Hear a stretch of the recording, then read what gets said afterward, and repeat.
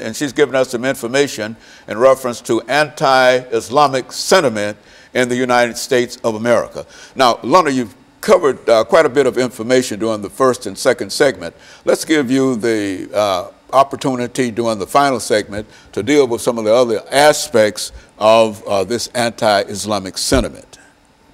All right, and so if you're just tuning in the second segment, I talked about one personal experience that I saw anti-Semitism. Sentiment, oh my God, sentiment going on towards a man who was carrying a Quran. He had on a traditional dress from some country.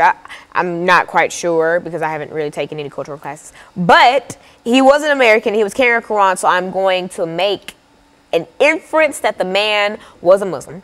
And so we were kind of okay, I was in Washington, D.C., so I was at John F. Kennedy Airport, and I was trying to go to Nashville.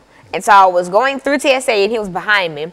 And so I got all my stuff packed. I put it in the little cubbies. They put it through. I got my stuff back. It was over with. And I was waiting on the chaperones that I was with to accompany me onto the flight and all that. So I kind of sat down, and I was observing what else was going on at the airport. And I saw TSA kind of giving the man who was behind me a hard time. Like, for instance, what they would do, like, this is his Quran. They would open it and just, like, kind of manhandle it, trying to see if there was anything in there, and they were shaking it. Like, it was, and it didn't look in too great a condition, so it looked like it could have snapped like that.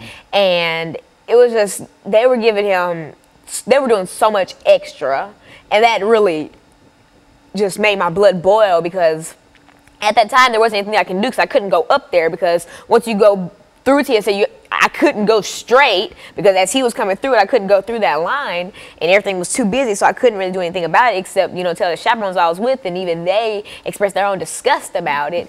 And that just really made me think, wow, like, that's something that happens so often, but it's never reported on websites, etc. But let that have been any other race getting racially profiled, I promise you it would have been everywhere. If that was me and they were double checking my stuff and asking me stupid stuff like, do I live in Chicago, or do I have a father, and stupid stereotypical things like that, trust me, it would have been on News Channel 5 like that, or on Fox 17. So you find that this is quite prevalent. It's quite prevalent in terms of the denial in a real sense of people's constitutional rights. It is. Citizenship rights and whatnot. Is that what you're saying here? It is, and that's why I feel like there are certain political candidates who do not encourage equality.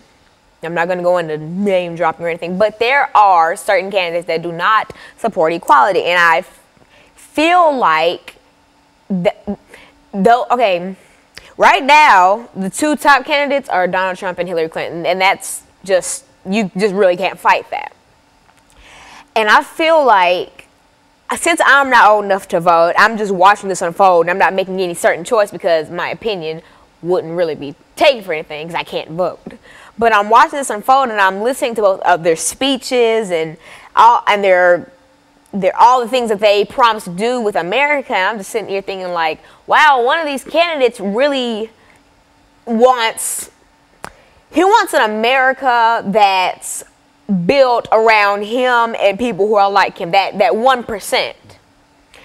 And I don't feel like you could really be a president if you don't think about other people, because running a country, you have to put others before yourself. You have millions of people who are looking up to you, who are abiding by your rules, and if you exclude them from some of the things, A, that's not right, and B, that's dangerous. Alana, in your category and your age group, I know you're not old enough to vote yet, but do you find that there's any kind of sentiment in reference to what is going on from a social level, from a religious level, among the people that you meet every day? I mean, is there any recognition? I see so many sentiment, not even just Islamic.